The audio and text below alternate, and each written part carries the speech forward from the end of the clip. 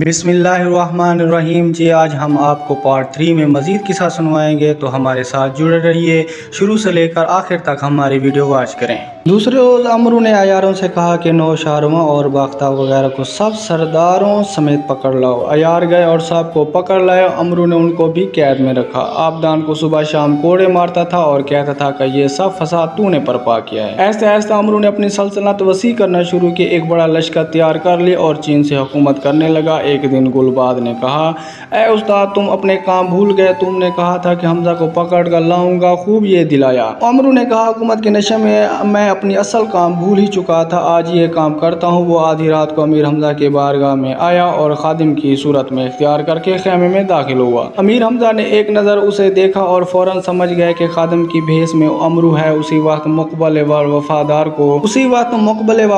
को वादी के पकड़ना जानने ना पाए। मुकबल अमरू की तरफ लपका, मगर अमरू छलांग लगाकर खेमे से बाहर निकल गया और चला कर कहने लगा, ऐ हमजा, मुझे मालूम ना था कि तुम इतनी जल्द मेरे एहसानात फरामोश करोगे। अच्छा, मेरा नाम भी अमरू है। तुम्हारा दिन का आराम और रात की नींद हराम ना कर दूं तो मुझे अमरू ना कहना। ये कहकर वो चला गया। अमीर हमजा ने मुकबल वफादार से कहा, तुमने सुन लिया जो अमरू ने कहा, अब हमें भी कुछ इंतजाम कर लेना चाहिए। ऐसा करो कि तुम अपनी पलंग हमारे पलंग के पास बिछा लो या खेमे के दरवाजे पर तीर कमान लेकर बैठ रहो। जिस वक्त अमरू आए तो फौरन तीर से निशाना करना, खबरदार चूक ना हो, और अगर तुम सारी रात जाग सको तो मैं अंदर जाकर सो रहा हूँ। मुकबल ने कहा, आप शौक से आराम कीजिए, मैं रात भर जागूंगा। कोशिश में करूंगा कि जितनी देर जाग सकूं जागता रहूं।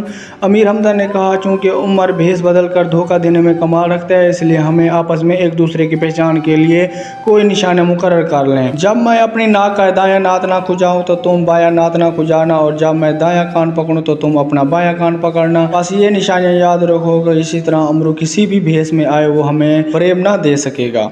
अमीर ने तो अपनी हिफाजत का ये बंदोबस्त किया। इधर अमरू ने सुबह के वक्त दरबार में आया तो सब ने पूछा कि उस्ताद, रात का हाल सुनाओ। हमजा को पकड़ ले आए। तब अमरू ने सारा हाल बयान किया। शिगिर सुनकर चुप रहे। अमरू कहने लगा, मैं तुम्हारे दिल की बात जानता हूँ। आप पाँव पलक के नजदीक आया। दौरन बेहोश जेब से निकाल कर हमजा की नाक से लगाना चाहता था। बहर कदमों की आहट सुनाई दी और मकबूल वफादार खेमे में आया। अमरू ने छठ शमी बुझा दी। अमीर हमजा का यक यक जाग गए और पुकार कर कहा, मकबूल अमरू जाने ना पाए, वो खेमे के अंदर मौजूद है। अमरू सख्त बदहवास हुआ। खेमे के कनात खंजर से जाकर भाग गया। अमीर हमजा ने मकबूल से कहा, देखा, अमरू ने जो कहा था वैसा किया, सोना हराम कर दिया। इधर अमरू ने सुबह को सारी हकीकत अपने शागिर्दों शहजाद कबाद कंदूर से कही। कंदूर कहने लगा, ऐ अमरू, तुम मेरी खातिर अपनी कसूर अमीर हमजा से माफ करवा लो। शहजादा कबाद ने भी कंदूर की तादाद की, मगर अमरू ने इनकार में गर्दन फैलाई से कहा, मैं उनसे हरगिज़ माफी नहीं मांगूंगा। अलबत्ता तुम लोग चाहो तो हमजा को समझा कर वही मुझसे उलझाना छोड़ दे। तब शहजादा कबाद ने अमीर हमजा की खिदमत में बेचने के लिए मजमून का एक खत लिखा। ऐ मेरे ये खत सब सरदारों पहलवानों की जानिब से है। हम पर रहम कीजिए, अमरू का कसूर माफ कर दिए ताकि हम सब भलाई से निजात पाएं। ये खत गुलाम के जरिए अमीर हमजा के खिदमत में भेजा गया। अमीर हमजा ने उसी के जवाब में लिखा, मैंने तुम सबको खुदा के सपुर्द किया। अगर यूं ही मौत आनी है तो इसमें से मेरा क्या दाखिल है, लेकिन मैं हरगिज़ अमरू का कसूर माफ नहीं करूंगा, बल्कि उसकी बोटी बोटी के अलग करूंगा। अमीर हमजा का ये जवाब अमरू ने पढ़ा तो दिल में बेहद डरा, मगर दूसरों को दिखाने के लिए हंसा और कहने लगा, हमजा मुझे भाई कहता है, इसी अपने भाई की तकदीर बोटी करते हुए शर्म ना आएगी। अच्छा, अब जो हो सो हो, बंद हो, गर्दन जगाने को तैयार नहीं। अगर दिन अमरू में शाम को चौबदार का भेस बदल कर अमीर हमजा के पास पहुंचा। मकबूल उसी वक्त पैरे में मौजूद ना था। वो सीधा खेमे में घुस गया।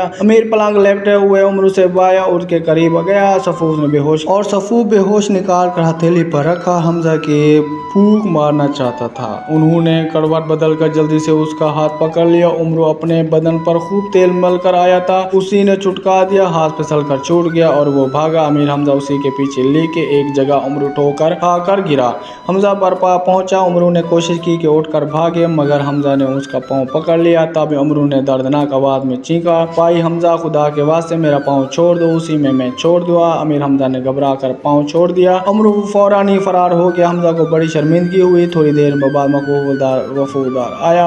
अमीर हमजा ने उसे कहा कि ऐ अमरू, बड़ी मुकारी से काम लिया। मेरे हाथ में उसी का पाँव आ गया था। उसने चला कर कहा, ऐ इसमें फोड़ा है। मैंने फौरन पाँव में छोड़ दिया। मकबूल ये सुनकर हंसने लगा। अमरू की चालाकी पर बहुत हैरान हूँ। अगले रोज सूरज गरूब होने के फौरन बाद अमरू आया। देखा कि अमीर की रिहाइश गाह के सामने मकबूल बैठा जाग रहा था। तीर कमान हाथ में था, खुदा से उसे फरार करे। अमरू ने दांत फंसा कर कहा, फिर एक कोने में जाकर उसी साल के बुढ़े के भेष में बदला और लाठी निकटाई और मकबूल के पास आया। उसने बुढ़े को ऊपर से नीचे तक घोड़ा देखकर उसे भगाया, क्योंकि बड़े मियाँ कैसे आए, क्या काम है। बूढ़ा ज़ादा ने रोने लगा। मकबूल परेशान होकर उठकर खड़ा हुआ और कहने लगा, बड़े मियाँ रोए नहीं, अपने हाल मुझसे कहो, क्या तकलीफ है। हुजूर, मैं रंगरेज हूँ। बूढ़े ने हिचकिचाया लेते हुए कहा, आज अमीर हमजा का एक गुलाम मेरे पास आया, तलवार की नोक मेरे सीने पर रख दी और कहने लगा, अपनी सारी जायदाद मेरे नाम कर दी वरना कत्ल कर दूंगा। हुजूर, मैं मौत के खौफ से थर थर कांपने लगा।